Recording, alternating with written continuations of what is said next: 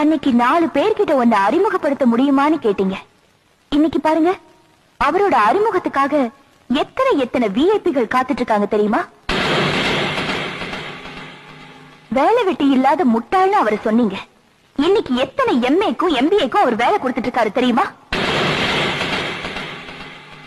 நான் உங்களை குத்தி காட்டணும்னு இதை சொல்லலைங்க. யாரையுமே நாம கேவலமா எடை போட்டுற கூடாது. அதுக்காகத்தான் சொன்னேன்.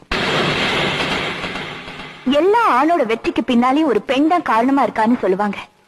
பெண்ணோட வெற்றிக்கு பின்னால ஒரு ஆண் காரணமா இருக்காருன்னு எதுலயுமே சொன்னதில்லை. ஆனா நான் சொல்றேன், என்னோட வெற்றிக்கு பின்னால என் ஹஸ்பண்ட் தான் காரணமா இருக்காரு. இப்ப சொல்லுங்க, நான் படிச்ச முட்டாளா இல்ல நீங்க படிச்ச முட்டாளா?